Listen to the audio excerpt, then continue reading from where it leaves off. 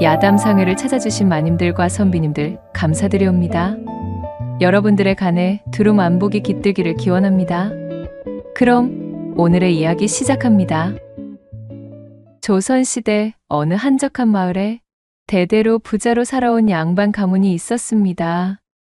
넓은 기와 집과 논밭은 물론 셀 수 없이 많은 머슴과 노비들을 거느린 이 집안의 주인인 김석과는 그 부귀의 명성이 자자했지요. 하지만 이런 석관에게도 단 한 가지의 걱정거리가 있었으니 바로 손이 귀한 집안이라는 것이었습니다. 좀처럼 자식이 생기지 않아 늘 마음 한구석이 허전했지요. 대를 이어나가기 위해 부단히 애를 쓰던 세월이 흘러 석관이 40세에 가까워졌을 무렵 마침내 귀한 아들 하나를 얻게 되었습니다. 늦게 얻은 아들이라 석관과 그의 아내는 그야말로 눈에 넣어도 아프지 않을 만큼 애지중지하며 키웠습니다. 좋은 옷과 맛있는 음식은 물론 다른 집 자제들이 쉽게 누릴 수 없는 귀한 서책과 스승까지 붙여주며 혹여 아들이 불편할까 부족할까 노심초사 보살폈지요. 온 집안의 사랑과 기대를 한 몸에 받으며 자란 아들 석재는 세상 부러울 것 없이 자랐답니다. 하지만 너무 과했던 부모의 애정 때문이었을까요? 석재는 석관의 기대와는 달리 점점 삐뚤어져만 갔습니다. 어릴 때는 귀여운 응석으로 여겼던 버릇없음은 커갈수록 그 도를 넘어섰지요. 게다가 입신양명에는 아예 관심조차 없는지 배웠을 길에 대한 생각은 전혀 없어 보였어요. 방에 앉아 글 공부를 하기보다는 매일같이 밖으로 나돌며 마을의 건달패들과 어울려 다니는 것이 일상이었습니다. 석관은 석재가 과거에 급제하여 가문을 빛내주기를 바랐지만 아들의 행동을 볼 때마다 깊은 한숨만 나왔답니다. 어느 날 석관은 더 이상 참을 수 없어 아들을 자신의 사랑방으로 불렀습니다. 위험 있는 표정으로 앉아있는 아버지 앞에 선 석재는 여전히 건성건성한 태도였어요. 석관은 애써 화를 억누르며 아들에게 물었습니다. 야, 이놈아, 너는 대체 언제까지 그렇게 한량처럼 지낼 셈이냐? 하라는 공부는 안 하고 매일같이 밖에서 친구들과 놀러만 다니니 넌 대체 벼슬에 대한 생각은 전혀 없는 것이냐는 말이다. 이런 허송세월로 대체 네가 얻는 것이 무엇이더냐? 석관의 진심 어린 꾸짖음에도 석재는 아무렇지 않은 얼굴로 대답했습니다. 아버지, 참으로 답답하십니다. 어차피 우리 집에 재물이 넉넉하여 먹고 살기에는 부족함이 없는데 대체 뭐하러 힘들게 공부하여 과거를 보겠습니까? 벼슬살이가 뭐 그리 대단하다고 그 고생을 하란 말입니까? 전 그냥 이렇게 편안하게 살다가는 쪽을 택하렵니다. 석재의 입에서 나온 예상치 못한 대답에 석관은 그 자리에 얼어붙는 듯 했지요. 아들이 공부에 뜻이 없다는 것은 짐작하고 있었지만 이렇게 대놓고 편안하게 놀고 먹겠다는 이야기를 들으니 몹시 서운하고 가슴이 답답했어요. 참으로 내가 니놈이 귀한 아들이랍시고 애지중지하는 바람에 잘못 가르쳐도 한참을 잘못 가르친 모양이로구나. 이리도 철없는 한량으로 자라다니 조상님들을 뵐 낯이 없도다. 석관은 깊은 실망감에 빠졌습니다. 하지만 서운함과 동시에 석관은 냉정하게 현실을 직시했답니다. 솔직히 자신의 생각에도 아들은 머리가 그리 똑똑하지 못했고 설령 억지로 공부를 시킨다 해도 그것을 따를 성정도 없었고 깜냥도 부족했으니 배웠을 길에 오를 가능성은 희박해 보였어요. 석관은 아들에 대한 기대를 일찌감치 접고 새로운 대안을 구상하기 시작했습니다. 자신에게는 귀하지만 세상 물정을 모르는 이 한량 아들이 과연 앞으로 어떻게 살아가야 할 것인지, 또한 자신의 부재로 가문의 모든 것을 석재가 물려받고 나면 이 넓은 집안 살림은 어떻게 이끌어갈 것인지, 이런저런 생각에 한시도 허투루 낭비할 수가 없었지요. 조상대대로 내려온 가문의 명예와 재산을 저토록 한량 흉내나 내고 있는 한심한 아들에게 고스란히 맡길 수는 없는 노릇이었습니다. 차라리 고양이에게 생선을 맡기는 것이 낫지. 저대로라면 다음 대에 물려줄 재산은커녕 알거지가 되기에 딱 알맞았지요. 그렇다면 방법은 단 하나였어요. 아들의 모자람을 채워줄, 집안 살림을 꼼꼼히 꾸려나가고 어려운 시기에도 흔들리지 않을 현명하고 야무진 며느리를 드리는 것이었습니다. 며느리감만 잘 고른다면 아들이 벼슬길에 오르지 못하더라도 가문의 명맥과 부를 유지할 수 있을 것이라 생각했답니다. 저 망할 놈의 자식이 지 아비의 말은 듣지 않아도 자신이 진정으로 존경하고 아껴줄 여인을 만나 제 배필로 드린다면 필시 며느리의 말은 들을 것이니라. 나 역시 애처가로 우리 고을에서 둘째가라면 서러운 자였으니 아들 역시도 반드시 그될 것이 자명하지. 그리하여 석관의 머릿속에는 새로운 계획이 세워지기 시작했어요.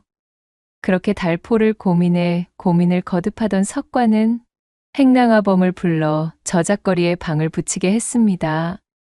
부잣집의 석관 이름으로 내세운 방에 사람들은 호기심을 가지고 모여들었고 이내 모두가 모여 살펴본 방의 내용은 이러했답니다. 가문의 며느리감을 구하고 있다오.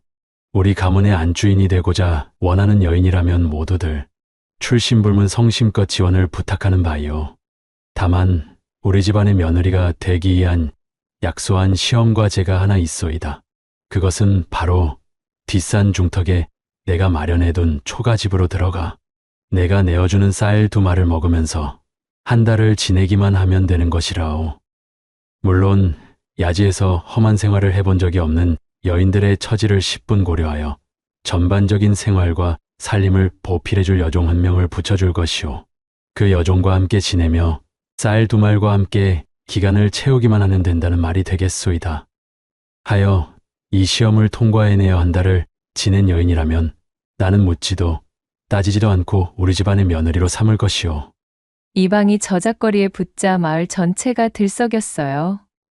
그도 그럴 것이 석관내 가문은 이 일대에서 모르는 사람이 없을 정도로 거대한 부잣집이었으니 그 집안의 며느리가 된다는 것은 곧 하루아침에 팔자를 고치는 일생일대의 기회였지요. 특히나 방에 쓰여진 출신불문이라는 대목은 가난에 시달리던 평민들에게는 정말이지 꿈만 같은 이야기였습니다. 소문은 꼬리에 꼬리를 물고 순식간에 마을 곳곳으로 퍼져나갔답니다. 얼마 지나지 않아 며느리 후보들이 석관네 집으로 몰려들기 시작했어요. 곱게 차려입은 처녀들부터 재물에 눈이 돌아간 야망을 빛내는 여염집 처자들, 살림에 능하다는 아낙네들까지 저마다 석관의 며느리가 되어보겠다는 포부를 안고 찾아왔습니다. 어떤 처녀들은 부모님의 등살에 못 이겨 마지못해 찾아왔지만 대부분은 부잣집 며느리가 되어 편안하게 살고 싶은 욕심에 눈을 반짝이며 찾아왔지요. 그리하여 석관의 집 앞 대문은 이 집안에 어울리는 며느리는 다름 아닌 자신이라며 자신을 제발 며느리로 삼아달라 아우성인 처녀들로 그야말로 인산인해 문전성시가 따로 없는 모습이 되었습니다. 석관은 자신의 집을 찾아온 여인들에게 공평히 쌀 2말과 초가집에서 함께 지낼 여종 1명씩을 내어주며 산으로 올려보냈답니다. 그녀들이 얼핏 이 조건을 듣기에는 참으로 간단했어요. 주어진 쌀 2말로 여종과 함께 한 달을 버티기만 하면 되는 것이었으니 재색견비가 필요한 일도 아니었지요. 석관은 여인들이 출발하기 전 간단히 주의를 주었습니다. 자, 명심하시오. 한 달을 버티기 전 쌀이 다 떨어지면 시험에서 탈락하는 것이 외다. 그 외에는 어찌하든 나는 관여하지 않을 작정이요. 또한 언제든지 시험을 포기하고 산에서 내려와도 되니 각자의 재량껏 하셔도 된다는 말씀이요. 그럼 부디 건투를 빌겠소이다. 그렇게 성대하게 시험이 치러졌고 하루, 이틀, 시간은 꼬박꼬박 흐르기 시작했습니다. 그리고 며칠이 지나지 않아 아니나 다를까 산에서 하나둘씩 여인들이 내려오기 시작했어요. 그녀들의 얼굴에는 실망과 지친 기색이 역력했답니다. 아이고, 세상에 맙소사. 내어주신 요 쌀 두 말로는 고작 열흘도 못 버티겠어요. 나 하나로도 부족한데 이건 뭐 여종까지 먹이면서 둘이 버티려니 참으로 순식간에 동이 나더군요. 산에서는 먹을 것을 구하기도 어렵고 쌀을 아껴 먹으려니 도무지 배가 고파 견딜 수가 없었습니다. 여인들은 저마다 쌀이 부족하다, 배가 고프다, 힘들어 못 버티겠다며 하소연을 늘어놓았습니다. 석관은 그들의 이야기를 들으며 실망감을 감추지 못했지요. 주어진 쌀로 한 달을 버티는 것은 단순히 굶주림을 참는 인내심만을 시험하는 것이 아니었어요.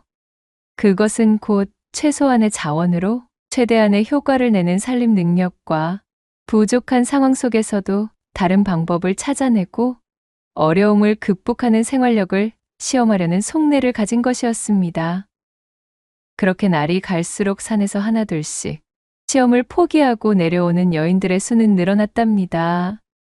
그들의 얼굴에는 처음 찾아왔을 때의 기대감은 온데간데 없고 굶주림과 지침, 그리고 분함과 실망감이 가득했어요.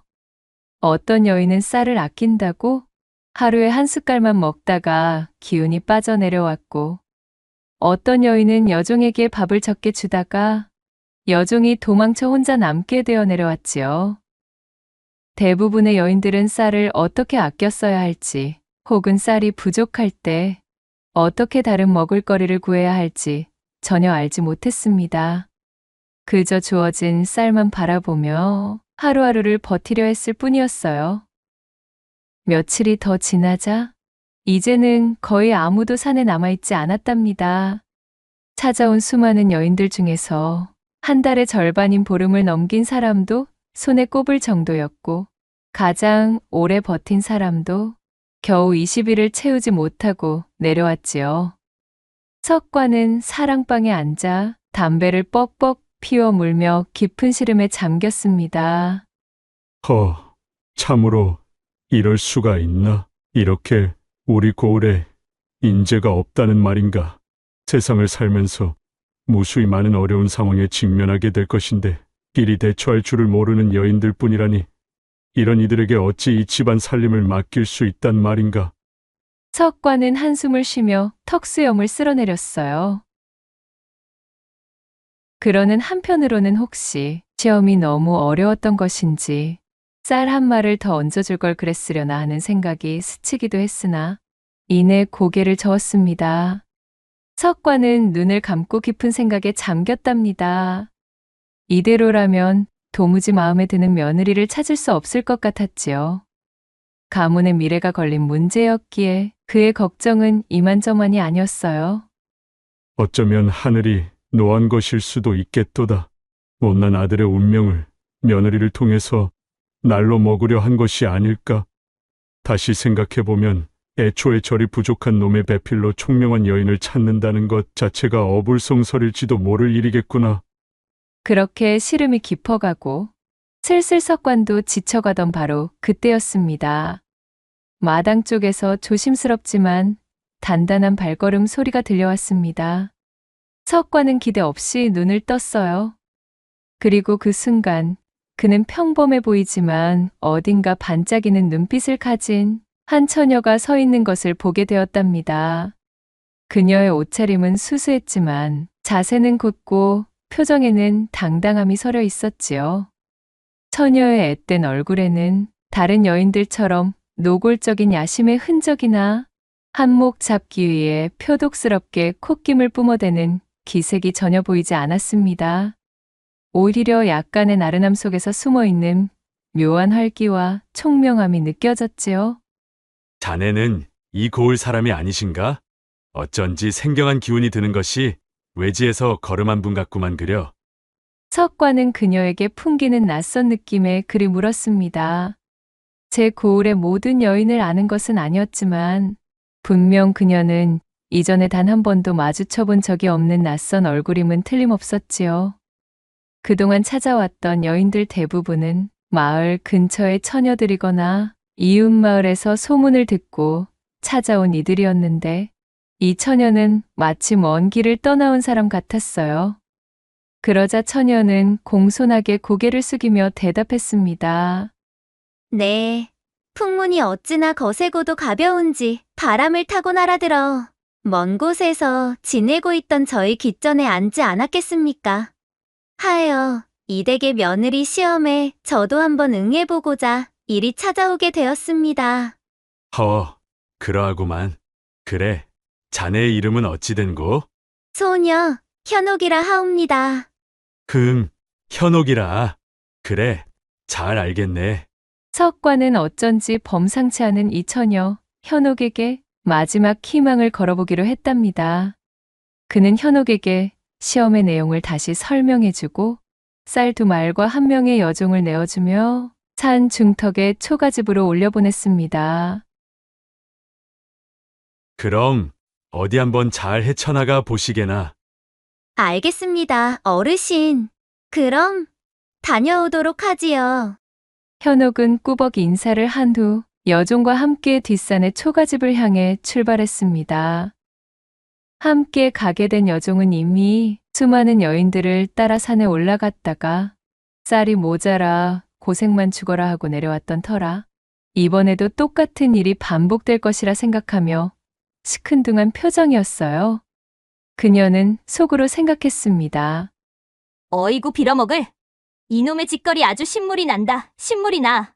부잣집 양반님네 여가 생활에 아주 나만 죽어나게 생겼구만. 이번 여인네는 또 얼마나 버티다 내려올까. 이거 꼼짝없이 또 따라가서 굶주림만 견뎌야 하니 참으로 내 신세도 오라지지 오라져.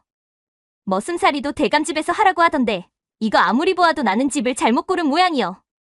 그러는 사이 현옥과 여종은 산길을 따라 어느새 초가집으로 당도했습니다. 도착했을 때는 이미 해가 서산으로 기울어 어둠이 내리기 시작했어요. 여종은 매번 해왔던 일이니 익숙하게 부엌으로 가 밥을 지을 준비를 했어요. 그리고는 여태껏 그래왔듯이 현옥에게 조심스럽게 물었습니다. 자, 오늘부터 시험이 시작되었습니다요. 그래, 저녁에 쌀을 얼마나 사용하여 밥을 지어 올리면 되겠습니까요?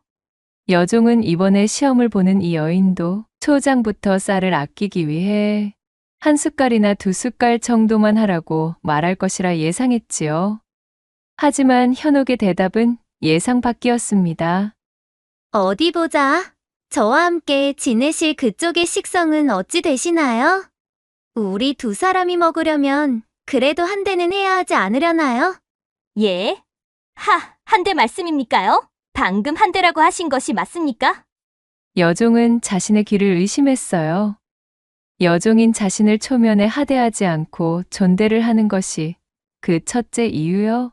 한 대라는 양을 외친 것이 그 2번째 이유였습니다. 쌀 2마리면 20대인데 첫날 저녁부터 한 대를 먹는다굽쇼? 여종은 눈이 동그래져서 다시 물었습니다. 저기 아가씨, 다시 한번 말씀드리지만 저희 2사람이 쌀 2말로 한 달을 버텨야 하는 시험이 옵니다. 그렇기에 다른 아가씨들은 모두 첫날부터 쌀을 아낄 요량으로 겨우 몇 숟갈만 드셨지요. 헌데 한 대라니요. 뭔가 착각을 하신 것이 아니신가요? 하지만 현옥은 태연하게 말했습니다. 그야 물론 잘 알고 있습니다. 하지만 생각해보아요. 둘이 먹을 양으로는 한 대는 해야 배가 부르지 않겠어요?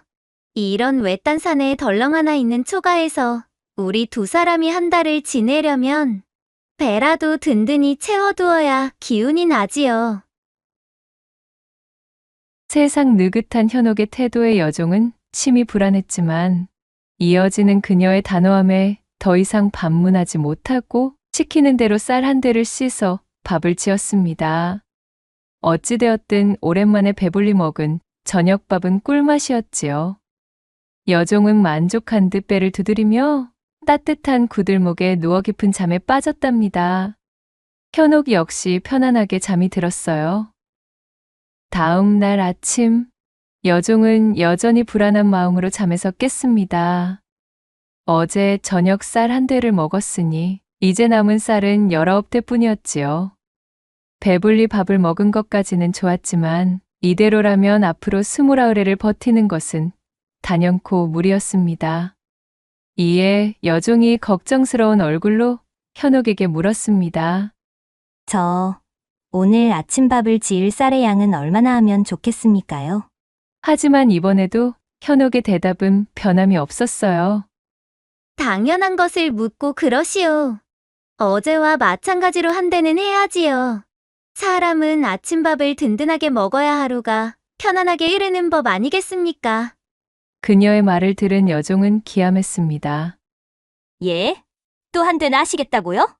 저기 아가씨, 대책 없이 이런 속도로 쌀을 소모하시다가는 이번 도전은 몽땅 물거품이 되고 말아버립지요.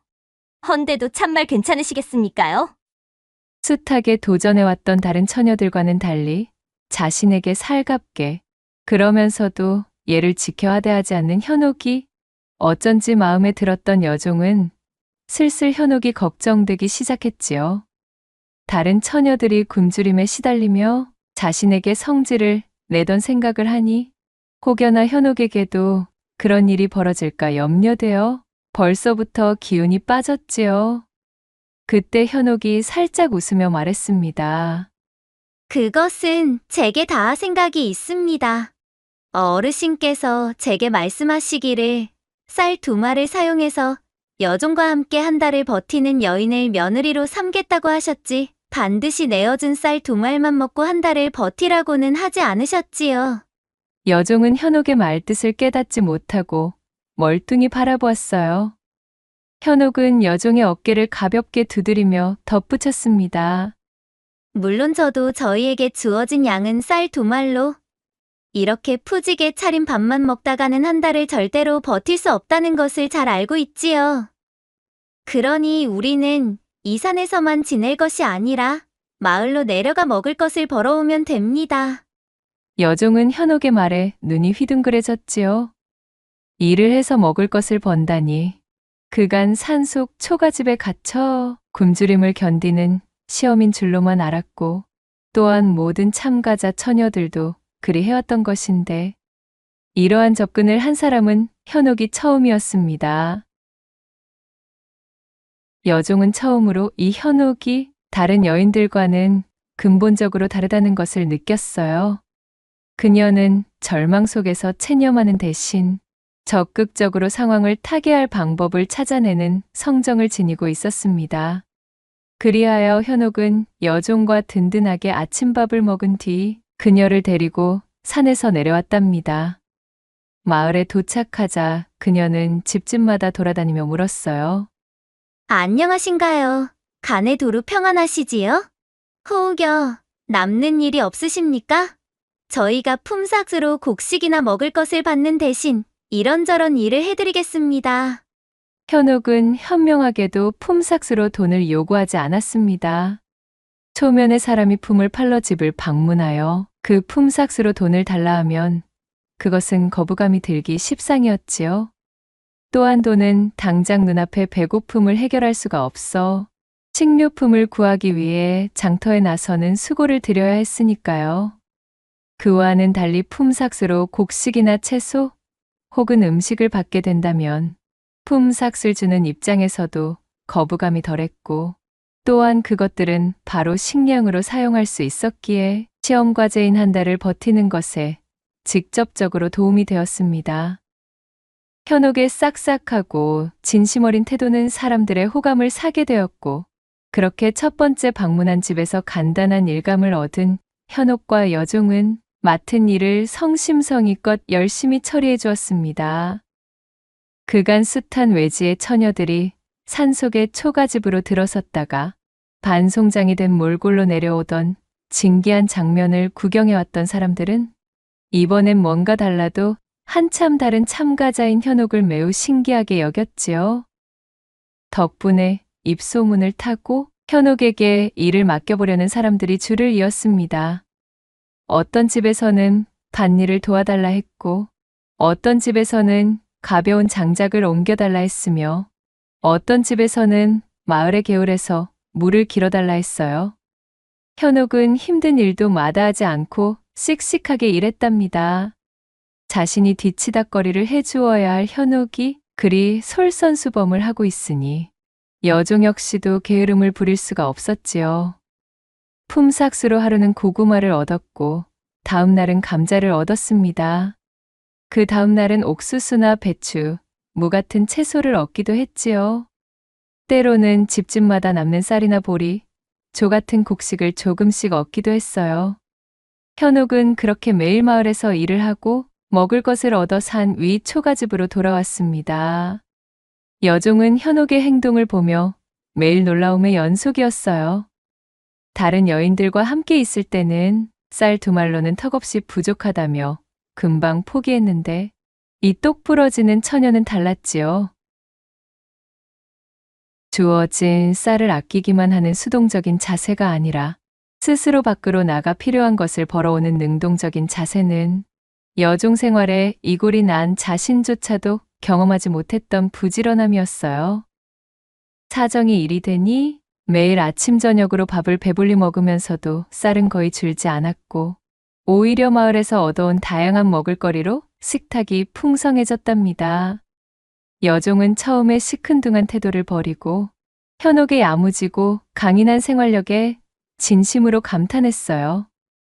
아가씨, 그간 이 시험을 도전하는 처자들이랑 지내면서 배만 쫄쫄 굶고 배고픔에 지친 그녀들의 모진 성질머리나 감당하며 지냈는데 일이 풍성하게 끼니를 해결해보는 것은 참말로 처음입니다요. 이건 뭐 본디 어르신 댁에서 지내며 일할 때보다도 더 진수성찬이구만요.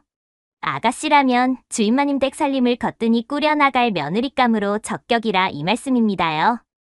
그렇게 현옥과 여종은 서로 땀 흘려 일하며 부대낀 탓에 애틋한 정까지 두둑이 쌓였습니다. 두 사람은 이후로도 마을에 내려가 부지런히 일을 하며 너끈히 한 달을 버텨냈어요. 초가집에 처음 가져갔던 쌀 2말은 거의 그대로 남아 있었지요. 자, 이제 우리 내려가요. 그간 내 뒤치다꺼리를 해주느라 너무 고생이 많았어요. 예, 아가씨. 참으로 한 달 동안 고생 많으셨습니다요. 저는 그동안은 제 여종 팔자를 투덜거리면서 그저 얼른 시간이 지나갔으면 좋겠구나 라는 생각만 하고 살았지. 아가씨처럼 일이 능동적으로 생각하고 움직이면 막힌 곳에서도 새로운 샛길이 나온다는 법은 알지 못했구만요. 허니 아가씨랑 같이 지냈던 요 한 달은 저한테는 나름대로 꽤나 쏠쏠한 배움이 있었던 기간입니다요. 그러니 고생만 한 것은 아니어요. 저는 이제 마음속으로는 아가씨께서 주인마님 댁의 며느리가 되셨으면 하는 마음이 간절할 뿐입니다. 한 달이 되던 날, 그들은 산에서 내려와 석관의 집으로 향했습니다. 인기척을 들은 석관이 내다보니 그간 도전자 처녀들에게 응당 들리던 지쳐 쓰러질 듯 힘없는 발소리가 아니었어요. 석관이 의아하여 마당을 바라보았습니다. 그리고 그 순간 그 눈이 휘둥그레졌지요. 마당에는 현옥이 함께 시험에 들어갔던 여종과 같이 서 있었습니다. 먼저 다녀간 다른 여인들처럼 굶주림의 흔적이나 지친 기색이 전혀 보이지 않았어요. 오히려 맑은 눈빛과 똘망한 표정으로 석관을 향해 공손하게 고개를 숙였답니다. 함께 온 여종 역시 이전과는 달리 생기 있는 얼굴로 생글생글 웃고 있는 것이 뭘 잘못 먹었나 싶은 지경이었습니다. 석관은 믿을 수 없다는 표정으로 현옥과 여종을 번갈아 보았습니다. 아니, 자네 진정 한 달을 다 채우고 내려왔다는 말인가? 쌀 2말로 여종과 함께 지내며 한 달을? 다른 처자들이 진작에 내려왔을 기간에도 소식이 없길래 혹여 뭔가 잘못되었나 싶어 사람을 보내려던 참이었다네. 그러자 현옥은 차분한 목소리로 대답했습니다. 예, 어르신. 보시다시피 저희는 한 달을 꼬박 채우고 이리 내려왔습니다. 함께 보내주신 여종과 부대끼며 지내다 보니 어느덧 정이 들어 더욱 즐거웠는걸요? 허허, 이럴 수가. 참으로 믿기 어려운 일이로구나. 허면 그대는 쌀을 얼마나 아껴 먹었기에 그리 버틸 수 있었는가? 석관은 미심쩍은 표정을 풀지 못한 채 물었습니다. 다른 여인들이 쌀을 아끼고 아껴도 열흘 20일조차 못 버텼는데 이 처자는 처음으로 한 달을 채웠으니 놀라울 만도 했지요. 혹시 여종에게 밥을 거의 주지 않고 혼자만 몰래 먹은 것은 아닌가 하는 의심까지 들던 참이었습니다. 석과는 이내 머슴을 시켜 초가집에 남은 쌀을 가져오게 했답니다. 머슴이 초가집에서 가져온 쌀 자루를 풀자 석과는 다시 한번 크게 놀랐습니다. 쌀 2말 중 거의 대부분의 쌀이 그대로 남아 있었던 것이지요. 석과는 자신의 눈을 의심하며 여종에게 물었습니다. 아니, 이것이 어찌 된 일이냐? 쌀이 이리도 많이 남아있다니. 혹여 저 처자가 너를 한 달 내내 굶겼느냐? 그러자 여종은 손사래를 치며 화난 얼굴로 대답했습니다. 어이구, 아닙니다, 주인마님. 제가 또 저한테 찝적대는 삼시기에 그 써먹지도 못할 사내구실은 다 참고 살아도 끼니를 굶기는 것만은 또 못 참는 성미 아니겠습니까요? 한 달 내내 저를 굶기면 어찌 되는지는 주인마님께서 더 잘 아시잖습니까? 저희는 오히려 아침 저녁으로 밥을 배 터지게 먹었습지요. 아가씨께서 제게 쌀을 아끼시다니요. 오히려 주인마님 댁 참모보다도 손이 크셨지 뭡니까요? 뭐라? 배불리 먹고도 쌀이 일이 남았다고? 도대체 그게 어찌 된 영문이란 말인가? 석과는 혼란스러웠어요. 분명 쌀 2말로는 둘이서 한 달을 배불리 먹는 것이 불가능한 양이었으니까요. 그때 현옥이 나서서 석관에게 차근차근 설명했습니다. 소녀에게 주어진 시험은 쌀 2말로 여종과 함께 한 달을 버티는 것이었습니다. 쌀 2말은 저희 둘이서 한 달을 먹기에는 턱없이 부족한 양이지요. 만약 주어진 쌀만 먹으며 버티려 했다면 저희 역시 다른 여인들처럼 며칠 지나지 않아 굶주림에 지쳐 포기하고 내려왔을 것입니다. 쌀을 아무리 아껴 쓴다 해도 언젠가는 바닥나기 마련이니까요. 현옥은 잠시 숨을 고르고 말을 이었어요. 하지만 어르신께서는 반드시 내어준 쌀 2말만을 사용하여 버티라고는 하지 않으셨습니다. 하여 소녀는 생각했답니다. 맹목적으로 주어진 쌀을 아끼는 것 외에 다른 방법으로도 한 달을 버틸 수 있지 않겠는가 싶었지요. 쌀이 부족하다면 부족한 만큼 다른 먹거리를 채우면 그뿐이라는 생각을 하게 되었습니다. 하여 여종과 함께 산에서 마을로 내려갔습니다. 그리고 마을 집집마다 돌아다니며 남는 일이 없냐고 물었고 대신 일한 만큼 곡식이나 먹을 것을 받는 것으로 약조하고 부지런히 일했습니다. 현옥은 마을에서 일하며 얻어온 고구마, 감자, 옥수수, 각종 채소와 나물, 그리고 마을 사람들이 조금씩 나누어 준 쌀이나 보리 등을 이야기했어요. 여종 역시 옆에서 신이 난 채로 거들며 한 달 동안 굶주림 없이 오히려 평소보다 더 다양하고 풍성한 음식을 먹었다고 증언했습니다. 그리하여 저희는 석관 어른께서 주신 쌀 2말은 거의 사용하지 않았음에도 마을에서 일하여 얻은 것으로 한 달을 배불리 먹으며 버틸 수 있었습니다. 오히려 지금 초가에는 먹지 못하고 남긴 음식이 아직도 부엌을 메우고 있지요. 현옥은 말을 마치고 다시 한번 공손하게 고개를 숙였습니다. 허허, 어허, 참으로 기특하기 그지없도다. 석과는 현옥의 이야기를 듣고 깊은 감동을 받았습니다. 그는 처음에 단순히 쌀을 아껴 쓰는 것을 이용하여 절약 정신이 투철한 며느리를 원했던 것이었습니다. 하지만 현옥은 그가 생각했던 것 이상이었지요. 그녀는 어려운 상황 속에서도 절망하거나 체념하는 대신 스스로 방법을 찾아내고 적극적으로 행동하여 문제를 해결해냈습니다. 주어진 자원에만 의존하는 수동적인 사람이 아니라 또한 없는 것을 만들어내고 새로운 가치마저 창출하였구나. 이는 참으로 보기 드문 능동적이고 강인한 생활력을 가진 여인이 아닐 수가 없다. 그저 단순히 집안의 재물을 아끼는 것보다 어쩌면 훨씬 더 중요한 능력을 가진 귀하디 귀한 처자가 아니던가. 무릇 아무리 재산이 많다 하여도 들어오는 것 없이 나가기만 한다면 언젠가는 바닥나기 마련이지. 있는 것을 지키는 능력뿐만 아니라 없는 것을 벌어들이는 능력을 갖춰야 곳간이 풍성해짐을 바보 같은 나의 아들은 도저히 알지 못했다네. 헌데 자네야말로 내가 원하는 아니, 어쩌면 그 이상의 능력을 가진 인재로구나. 석관은 비로소 환한 미소를 지었습니다. 아들이 벼슬길에 오르지 못하고 물정에 어둡다 할지라도 이 현옥이라면 능히 집안 살림을 도맡아 가세를 일으키고 자자손손 부귀영화를 누리게 할 수 있을 것이라 확신했어요.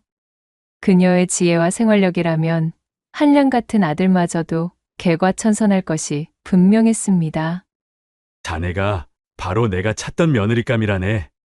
자, 어서 우리 집안 사람이 되실 준비를 하시게나. 석관은 기쁜 목소리로 현옥을 칭찬했습니다. 그리고는 즉시 그녀의 집안에 사람을 보내 일사천리의 혼례 준비를 서둘렀지요.